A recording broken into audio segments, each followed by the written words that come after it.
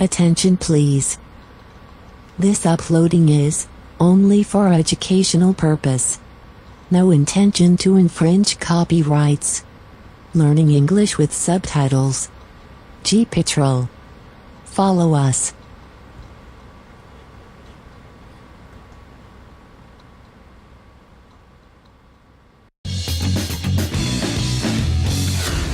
On Waiheke Island, Auckland woman Judith Crichton's family is reeling after she's had a life-threatening fit. We were at the beach and we're having a swim, and Jude came up to us and told us she was felt like she was having epilepsy. Judith then collapsed in front of them and suffered a prolonged seizure. Can you just nod if you can hear me now, Jude? She is still semi-conscious, which is worrying paramedic Bruce Kerr. City traffic, Westpac rescues out of Waiheke Island, Surfdale, bound for Auckland Hospital. Bruce administers midazolam to counteract the effects of the seizure in the hope that Judith will not slip into a coma. Coast Guard radio, Westpac Rescue 1, landing Auckland Hospital, cancel salvage please. Fortunately for her and her family, she's on the final approach to hospital. Yeah, roger, have you landing Auckland Hospital? Salvage cancelled, Cascade clear. But suddenly there are major complications. The anti-seizure drug has caused Judith's breathing to become virtually non-existent. Bruce responds immediately with oxygen and a ventilation bag. She has now gone from a status 2 to a status 1 within seconds. It's a serious situation. She's under observation in the resus room there. They will try and establish what caused her to have seizures today and then take any measures that may be necessary. Her treatment by the ambulance over there and subsequent transfer to Auckland Hospital was absolutely essential for her today.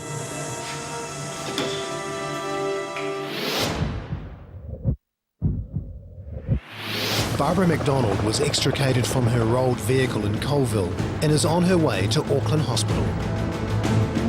She has suffered severe multiple injuries, so paramedic Chris Deacon is keeping a close eye on her. My main concern is that her pulse rate's a little bit quick, and this can often be indicative of blood loss, and she has some pain in areas where you can lose a lot of blood. There's a whole host of things that can rupture and bleed inside the abdomen, and she's got a sore tummy. Hopefully, Barbara has reached hospital in time.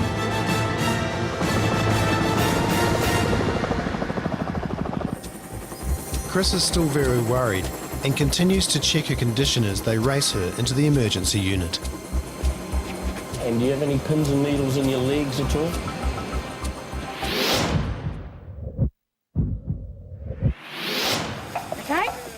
At the Hunua Equestrian Centre, Anne Robinson has suspected spinal injuries after being thrown from her horse. Anne's a St John's paramedic, and word of her injuries has already spread. She's just in the back now. Marcel's working on her now. Ambulance from Westpac Rescue 1. Westpac Rescue 1, go ahead. Roger, have departed a minute ago, heading to Middlemore. We have on board a 52-year-old female as a result of a fall from a horse, 8 minutes ETA. Copy, Joe. During the flight, Marcel will have to monitor her closely, aware that the most dangerous thing she could do is throw up. We've given her some anti-vomiting because she felt quite groggy, and one of the last things we want her to do is to vomit when she's got a potential neck back injury. But at the moment she's got that super hypersensitive skin. That's as a result of the nerves in her neck probably being jarred or injured in some way anyway. Yeah, it's not nice. As soon as you touch her, she's just in excruciating pain. Minutes later, they're about to land at Middlemore. Hopefully, they've made it in time to prevent any permanent damage. It's just me and Jace. Jace will be driving, so we'll put you on feet first, eh? How's that? You have it. Although Marcel is still very concerned about his friend. And so is her family, who have arrived at the emergency unit. They're desperately worried about their wife and mother, yet relieved that she's in the right place to receive intensive care. So Anne's in the resus room now with lots of doctors and nurses going over her. She's still got that immense hypersensitivity which comes as a result of a spinal cord injury.